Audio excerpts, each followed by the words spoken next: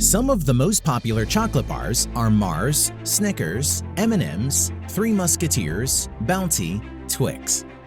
All of them owned by Mars Incorporated. Mars revenues a whopping $37 billion. Just when you think the world is too small, Mars was the first candy in space. It is hard to imagine a person who did not attend school due to his inability to walk started something that has an effect on everyone's life around the world. In today's episode, we will discuss Mars. The story of Mars starts on September 23, 1883, with the birth of Frank C. Mars in Glenwood, Minnesota. As a young boy, he contracted polio, which prevented him from walking to school. Frank's father was a grist mill operator who moved to Minnesota from Pennsylvania with his wife Elva. Elva had a huge influence on Frank. His mother taught him her recipes on their kitchen table. She taught him how to hand-dip chocolate, and this is where his passion for chocolate grew stronger. Frank at 19 met Ethel Kissack, a schoolteacher, and they got married. In 1904, they welcomed their first child, Forrest Edward Mars, who took the company to new heights, as we will later find out. Remembering his mother's teaching, Frank started to make and sell buttercream candy from his kitchen in Tacoma, Washington. However, in the 1900s, competition was fierce, with Brown and Haley also operating from Tacoma. The nation was overwhelmed with chocolate. Frank couldn't keep up with the rivals as they had factories set up with number of employees. Frank, however, did not allow one failed attempt to stop him from making chocolate. In 1920, Frank moved back to Minneapolis with $400 and started a basket candies business, the Nougat House. He would make candies during nights, and the couple would sell them in the mornings. The candy was called Mar-O Bar. The company was bringing in a little shot from $100,000 annually. But unfortunately, Mar-O Bar couldn't continue, as it proved too delicate during transportation. Frank did not lose hope and came with a new business plan. With the thought of name being too long, he decided to change the name to Mars Inc. In 1923, father and son sat on a table and discussed chocolate ideas. Who knew this discussion would change the future of Mars?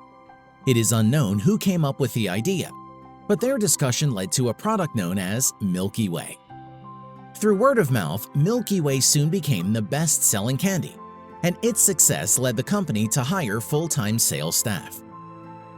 In 1928, Frank finds out that Chicago not only had the best deals for a full production house, it also had the railway access for nationwide transport. Mars moved to Chicago. Close to 200 associates moved with Mars. Seeing the idea come to play, Forrest also joined the business. Reports are that Mars was making $20 million in gross revenue. The success of Milky Way allowed the team at Mars to come up with new ideas, and 2 years later, they came up with Snickers. Forrest E. Mars wanted the business to go global, and in 1932, he made a decision to move to the UK. Him moving to UK is possibly the reason for Mars' global domination. In the same year, Mars introduced the Three Musketeers in the US with great success.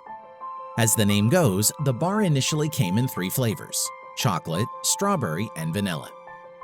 But as this was the time of a severe worldwide economic depression, the cost of production was going up, and a decision was made to discontinue vanilla and strawberry. For Forrest, moving to UK meant introducing Mars to the world, but more importantly, with his research from Switzerland's Nestlé Chocolate Company, he developed a better chocolate bar. Forrest rented a factory with a staff of 12 people and began to manufacture a chocolate bar consisting of nougat and caramel. He called it the Mars Bar.